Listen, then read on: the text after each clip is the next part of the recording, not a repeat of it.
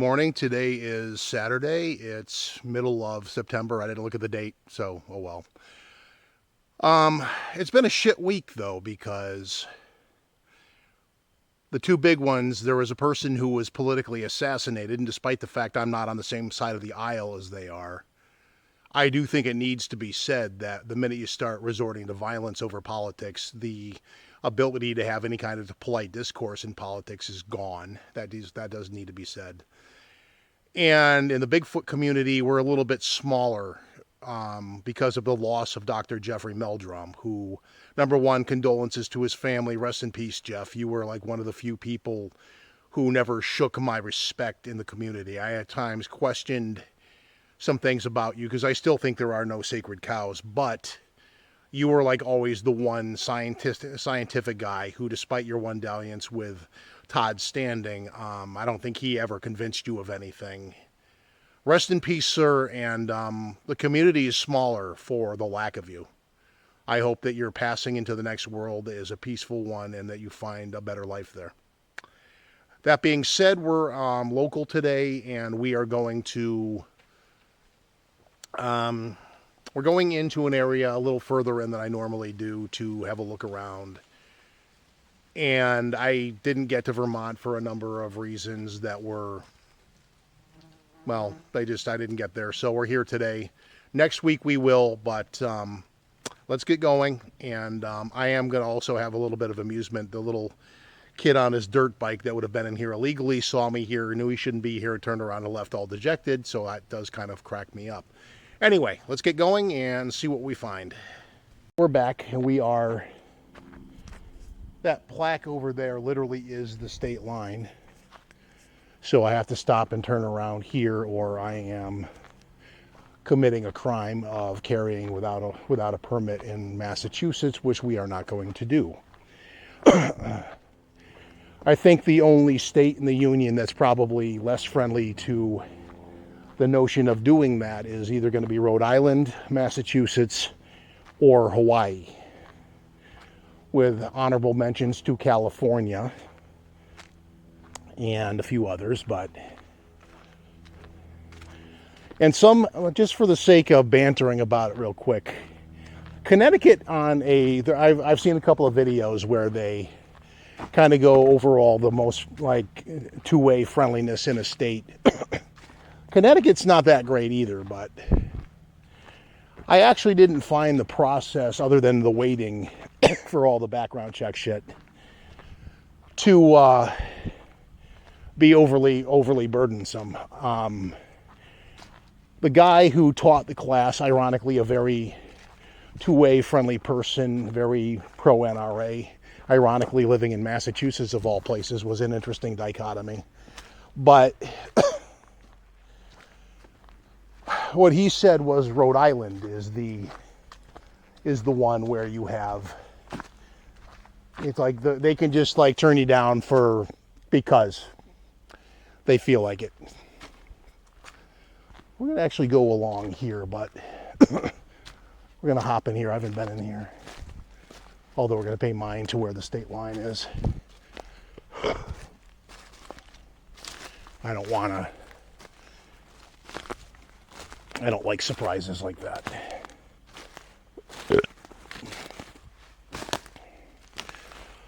Yeah, so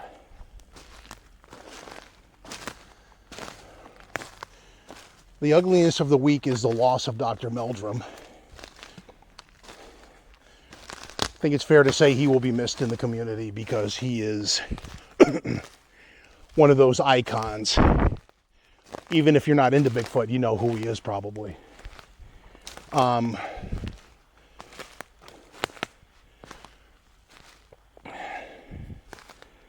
And again, the guy, I think his last name was King, who got assassinated, still not fully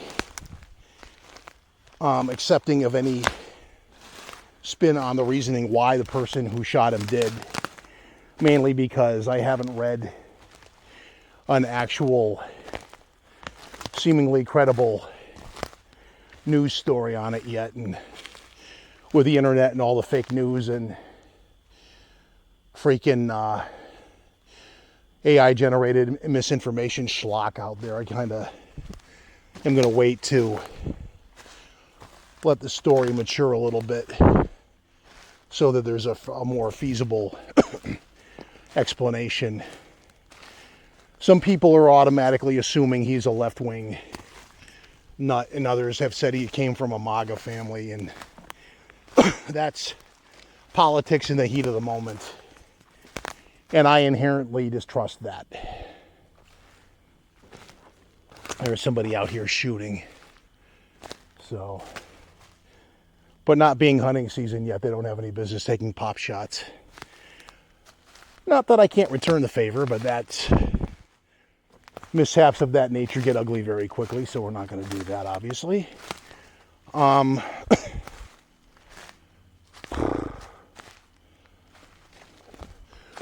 I was also reading, this is like, we're going to get politics out of the way because I kind of have that on my mind today. Also, the reason I didn't go all the way up north is I don't really have a reason. It's just like, it's kind of like a couple of things happening locally that just kept me here in terms of where I wanted to be for the weekend. So what I'm trying to do right now is, more than likely, if I go over to that far corner over there, that's just going to be more trees. From a distance, it looks like it opens up into a clearing, which is often deceptive. It's almost like a forest mirage. It looks clear from a distance because it looks up there like the trees open up. You look at that, that looks pretty fucking dense. So maybe not. Not too worried about getting lost though, because all the way, if I go back the way I came, there's a trail that cuts right through the middle of all this, so you're not going to get too turned around in here. That being said, I was in an area that I thought I knew all too well a couple of years ago, and I got very lost for not forever, it was like 90 minutes, but when I popped out, I was thoroughly not where I expected to pop out, so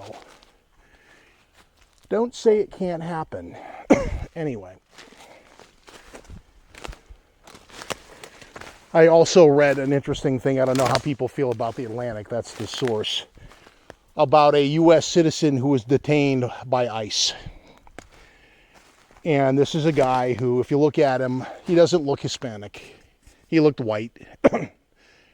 They caught him at a cannabis farm, and it sounds to me like they just grabbed everybody, and he was trying to insist he's a citizen, and they weren't listening. And it's not a matter, like everyone on Quora, because this question ends up in my feed like daily, claims, well, once they iron out who you are, they let you go. Well, this is the second case, and this is like a white kid, where they held him for 3 days. That's not sorting it out. That, my theory is, when you go to the detention centers, they are basically private for-profit prisons, and keywords here are for-profit, meaning that once you're in there, it's really just worth their while to keep somebody in a cage for a few days to make a couple of bucks, even if you are a citizen and a very clearly English-speaking, white, Caucasian American citizen with an ID that can prove in a 3-second check whether or not you're a citizen or not. I mean, since all this bullshit began, I have made it a point that in my wallet I have my enhanced ID as well as my passport card. So there is, and again, my permit to carry too. These are 3 things that require proof of citizenship. So aside from the fact I don't think I sound foreign, I certainly don't look foreign, if there is such a thing. There really is no excuse for, I'm also, again, not exactly poised to be passive about that either. They say I'm going, I'm drawing on them. I will say that. If no matter how unlikely a scenario of that to play out potentially, if they say I'm going anywhere with them under those circumstances, I will draw on them and ask them to holster their weapon and reconsider. I'm clearly a citizen. I am clearly declaring this to be a mistake on your part, and you need to correct that mistake right like now. That being said, and for all the people that are about to say that's a wonderful way to get shot, you're still going to have to explain that to people when you're trying to take a citizen into custody for no reason. Because the other part of that is that the number of people that have been arrested by ICE who are clearly citizens have been falsely accused of assault or obstruction or interference, only to see the charges dropped later because it was clear that the people that the ICE agents were in fact lying. So that doesn't really help my perceptions. And much to my actual non-surprise, it gets a little lower in here, but there ain't no clearing. It's just more fucking trees. So, Forest Mirage, we're going to head back. So it's kind of hard to talk about anything else going on in the community because the big writing on the wall is Jeff Meldrum is passing away. That really is going to be the unfortunate news for this half of the year, I suspect. This is interesting. Almost certainly human created, but when you find something like this, you have to ask yourself, what would potentially have done this? And, you know, we are fairly deep into the woods, but we're also, there's a hiking trail over there, probably 100 yards or less. So it's not like this is not big wilderness in the way that Vermont is. That being said, you run into weird shit there, such as, I'd say it was about 5 years ago, I was hiking the Liebrook Wilderness Loop. And in the middle of nowhere, more than 4 hours into the hike, I encountered somebody who popped out onto the trail. No pack, no gear, no nothing, giving off some very serious serial killer vibes. Looking sketchy as fuck and just not... He sized me up, I sized him up, and he might have noticed the big buck knife I had on my belt and maybe decided there were easier pickings out there, but this guy gave off vibes I was not a fan of. Why I'm rambling about this, I'm not totally... Like I said, the Bigfoot news is Meldrum passing away. So, on a lesser level, and not to diminish the point, and kind of a review of this week's Culls podcast, Steve was talking about the assassination and saying a lot of what I'm saying now, basically that, you know, the minute you start expressing your politics in violence, that's a bad thing. You just can't put enough emphasis on that. But he was talking about how someone at one of his events had threatened him, and also not okay.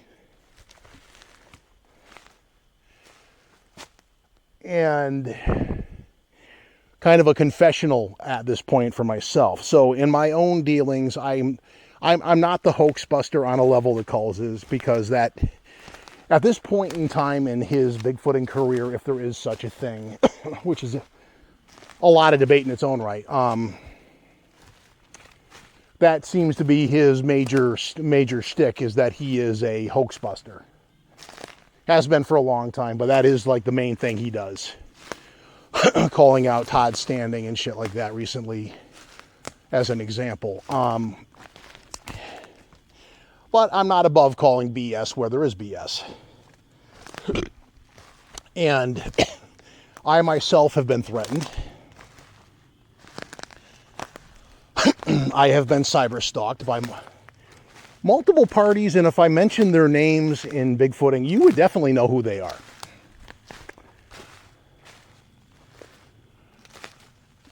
And when you get curious enough about why people think it's okay to do that, you look into their own background.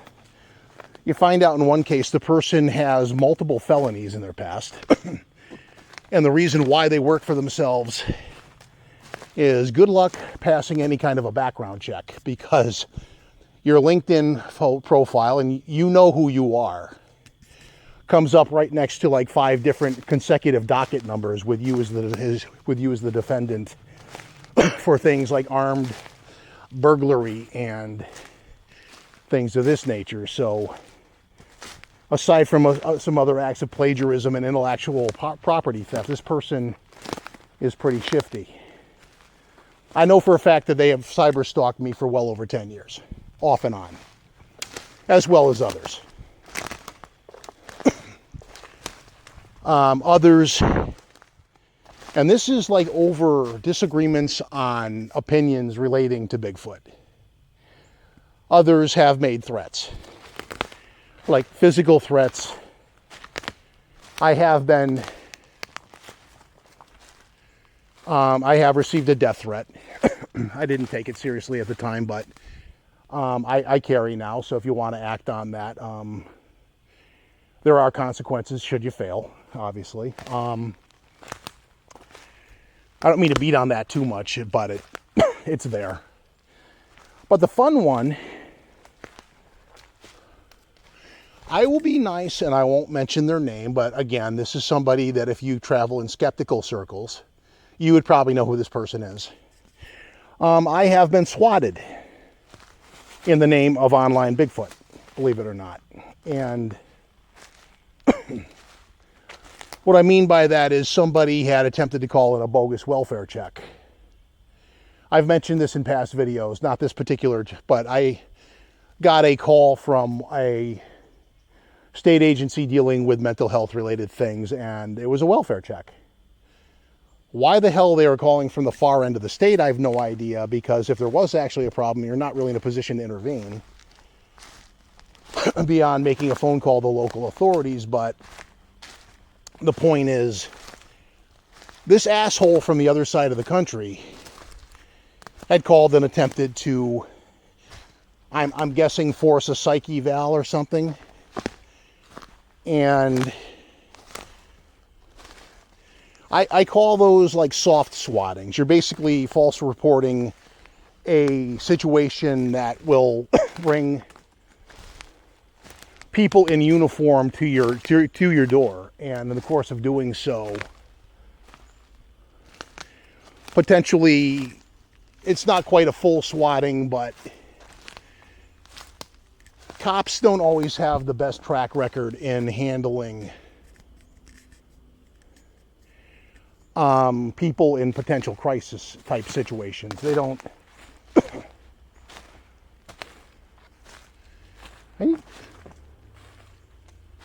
I need to find the trail because I don't think I'm going in a straight line. Yeah, it's right there though.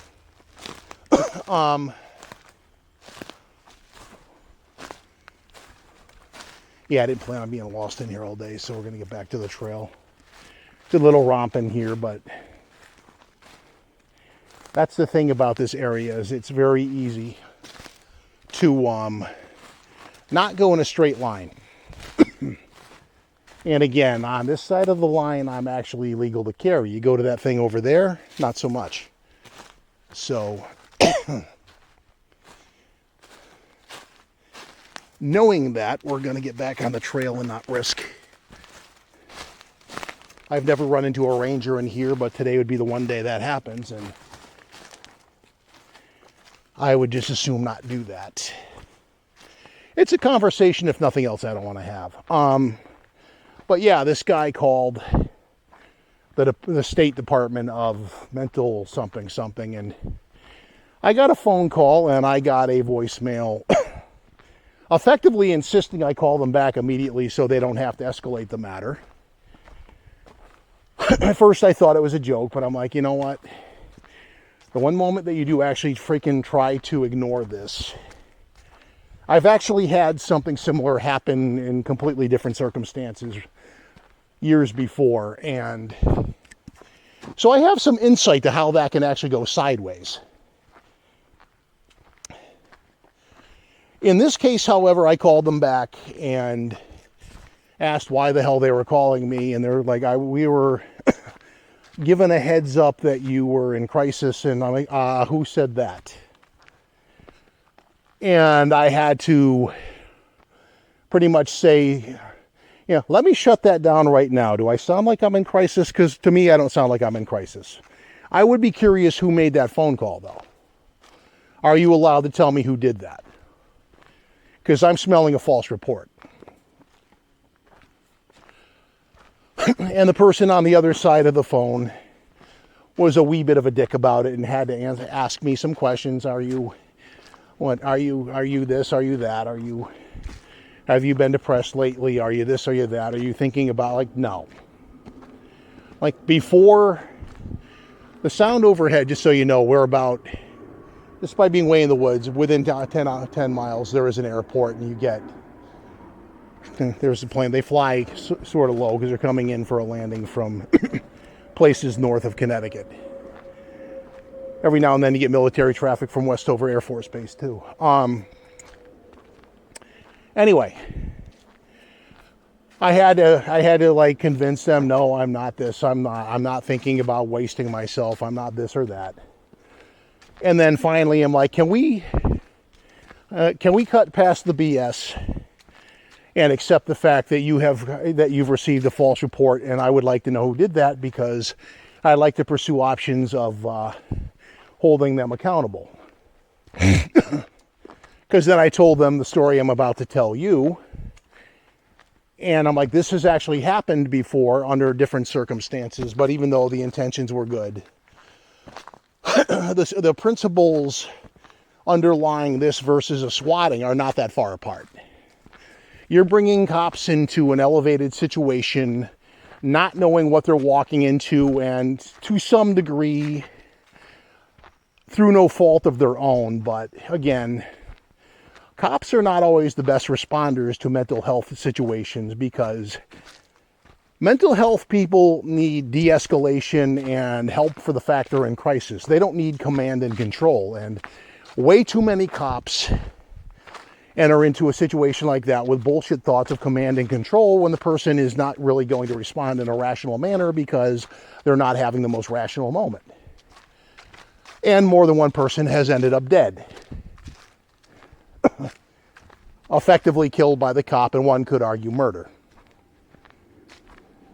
Luckily, my hometown has mobile crisis units, so they claim. So you'd be more likely to get a mixed crowd of doctors and shit, so maybe you don't get shot.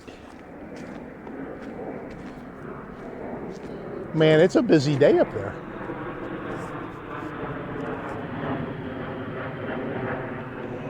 Trying to have this nice tranquil in the woods vibe, and I got freaking half the freaking goddamn Air Force flying overhead. Anyway, so after a very painful situation where I pointed out their liability, should something actually happen, should they try again, and you didn't give me the means to pursue this to dissuade this joker from trying a second time, I'd be curious what kind of liability you have for that, at least on a civil basis. So they named the person and said, do you know so-and-so? And this is an individual, as fucked up as this may sound, out on the West Coast. And in fact, yes, I do know who that is, and that points to a less than honorable motive on their part for doing this. So before we pursue this any further, let me emphatically state that you have been the victim of a false report. And what the asshole is trying to do is effectively a medical soft swatting. So you need to flag that name. And if possible, because I do know this person actually does work in mental health, or did at one point, so if they still do, that has legal ramifications towards their certificate, license, or what level they are. I don't know if they're a therapist or they're a counselor or a full-on shrink, but playing games of that nature will have you lose that certificate, and then all kinds of legal shit can happen to you if you keep practicing. In short, it's a really stupid way to toss away a perfectly otherwise lucrative career doing shit where you're, in theory, helping people that have mental issues.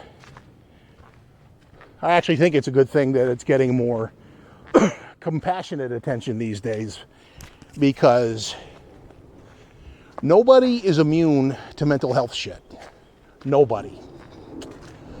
And even if it's a little simple neurotic thing like OCD or something, or ADHD, that is a mental health issue to some degree.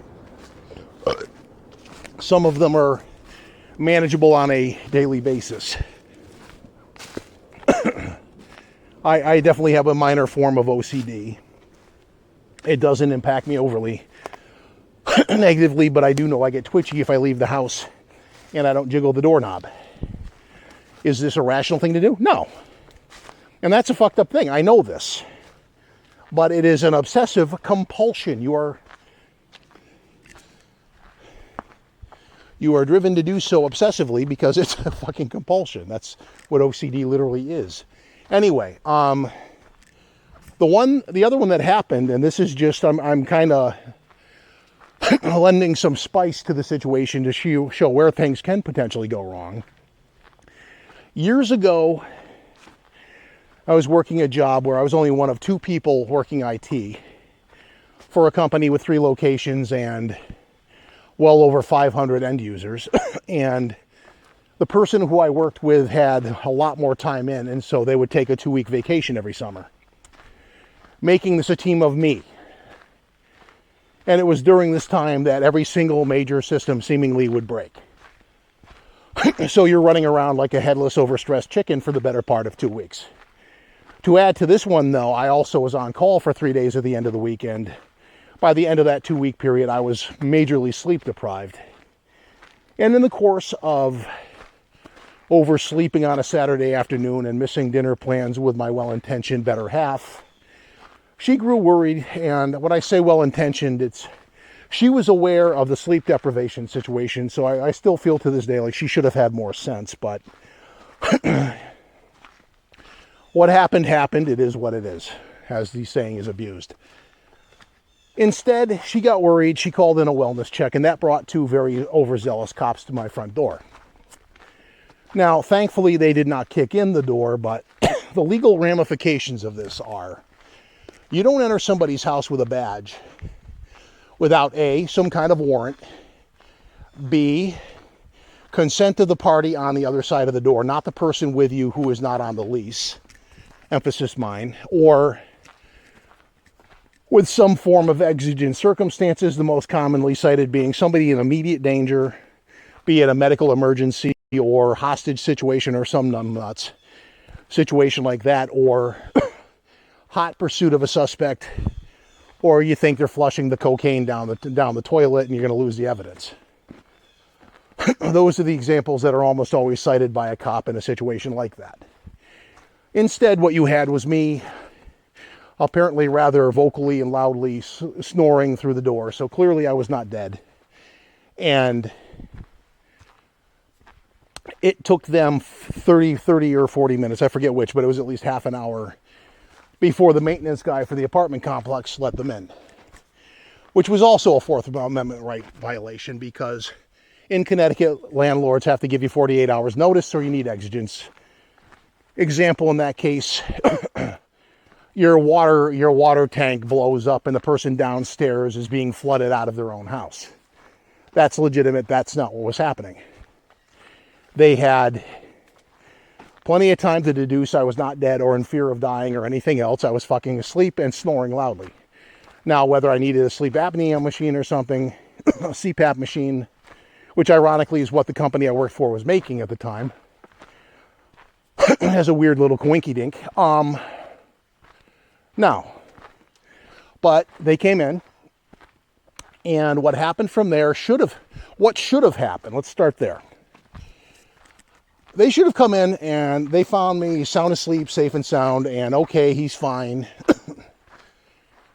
Leave the girlfriend inside to wake me up and move on with your day. You came in on a wellness check, you found me well, job well done, now bloody well get out of my house. That's what should have happened. No. I was violently shaken out of a sound sleep by the larger of the 2 officers and slapped across the face 3 times to wake me up, which is, in my impression, completely unnecessary for the circumstances.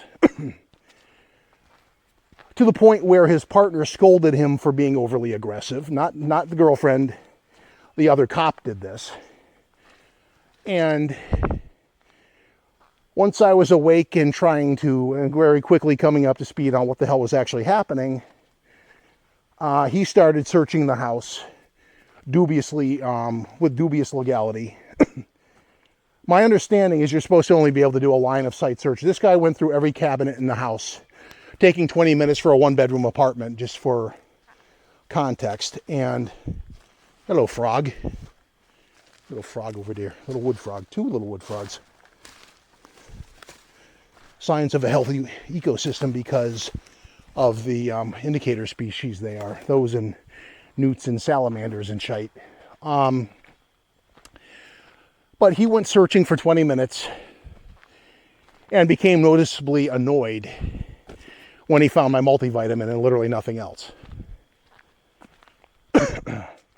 The reason for this is of the problem, and getting back to why cops are not that great in these kinds of situations, is they have been brainwashed to believe if you are remotely incoherent, drugs. They were not there for a wellness check at that point. They were looking for a drug bust. Or just exercising their overabundance of authority in their mind. But either way, I was illegally searched, assaulted and battered. And at no point was I even remotely aggressive to either one of these people. And then on top of that, when he didn't find anything to go in that direction, he suddenly starts talking, well, we need to take you to the hospital for an evaluation. As in psych eval. Now, what is motivation for this? I can come up with a couple of possibilities, none of which are especially in my benefit. More like covering his ass. And the point is, as this started to mount into a situation where I'm like, I don't want or need medical help, and I am refusing same, as I have the right to do, his buddy started to realize he really didn't want to have his name on a complaint that was going to have some pretty dubious circumstances, and he more or less forced a de-escalation of the situation and got his buddy out the door before any further violence ensued, which would have come from the officer when he decided, well, yeah, because the thing is, with medical help being offered, if you're not thoroughly incoherent and like shit-faced off your ass or something, you have a right to say no, even if it's a dumb judgment call. And you have that right, and they can't force that on you. But the problem with cops are, they come from a mentality of ask, tell, make.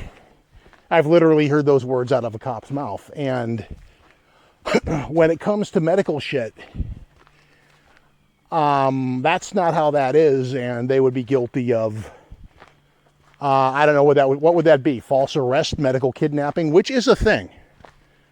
There was an article about an 18-year-old woman who was held at the Mayo Clinic against her will by doctors who, on the one hand, were saying that the parents were not keeping her in a safe situation. At the same time, she is 18 and an adult, but they were still saying, well, she's competent enough to have some say in her own medical thing, but not enough we're going to let her go when she doesn't want to be here. They basically had to spring her out of that situation and get a second opinion, which is why when the cops did get involved, and they did, they're like, there's a second doctor saying that this is all BS and she's not going to go anywhere with you guys. That's the kind of shit that can happen from this. And it does have real world circumstances, because worst case scenario, I could have been held for a psych hold, like the 72-hour supervised visit with a psych hospital, because, well, you have the cynical opinion, and then you have the other one. The one like, well, you kind of sort of seem like you need, no, I'm pissed that I'm here and I was brought here in my underwear and in handcuffs. And one might understand how somebody might be distressed by such a freaking stupid, absurd set of circumstances in front of all your neighbors, no less. Or there's the point that you have some really good insurance and we'd hate to freaking not make some money off of that while you're here. Which almost amounts to a case of like pseudo medical human trafficking. They're basically, because human trafficking is basically you're forcing a person into a state of captivity for exploitive reasons, and that's exactly what that would have been. So that's what could have happened. Luckily, it was diffused and did not happen that way. But as I've said, you've had other wellness checks where cop shows up and he's thinking command and control, and you actually have somebody in crisis, and that person ends up dead. And there's almost no consequences for the cop. So when this idiot called and tried to have that happen,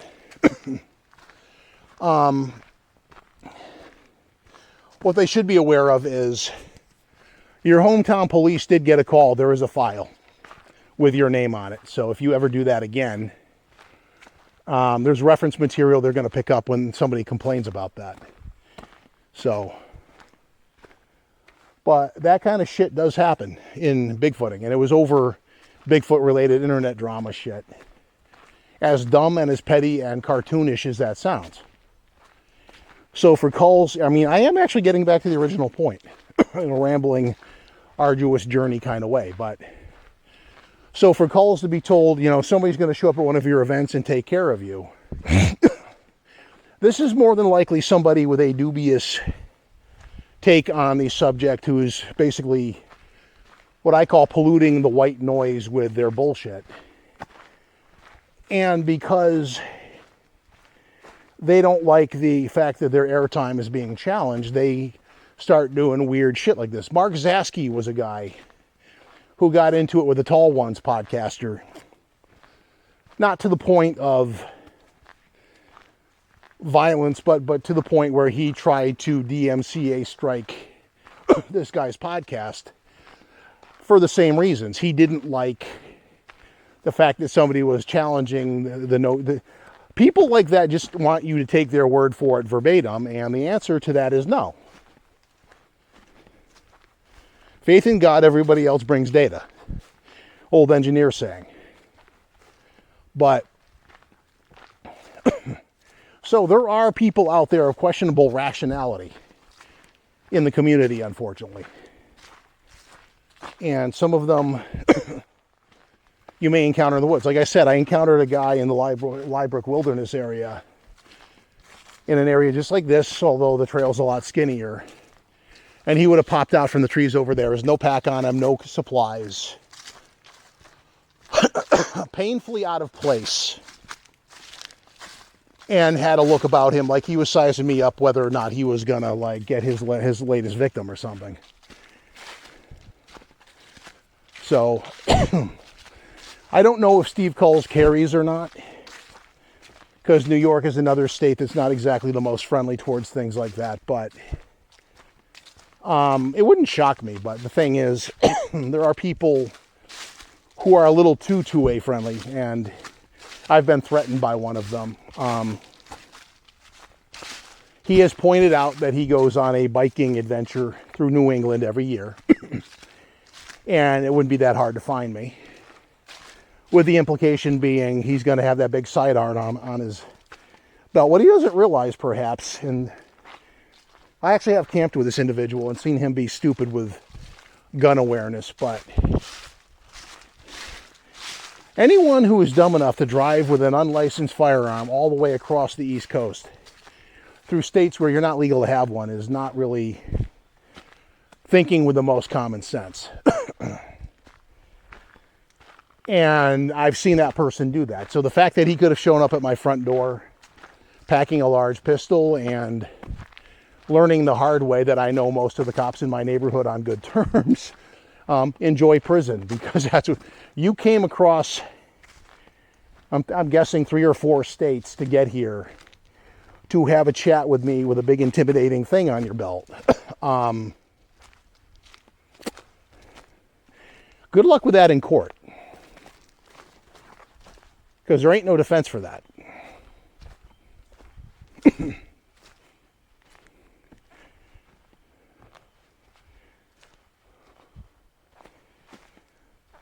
And if that were to happen in these days, I would call the cops first, but I'd be on the other side of the door, and I would not be unarmed myself. Make it very clear to him. Huh, you got one, I got one. How far do you want to take this? You want to have a little spell of rationality, or do you want to have this go south really quick? Anyway, it's an unfortunate topic for the day, but it's unfortunately also relevant. Kulls has been threatened. I have been threatened by more than one party, and there are a number of people who are in the community who, well-known people too, who are kind of out of their minds. And yeah, I said that.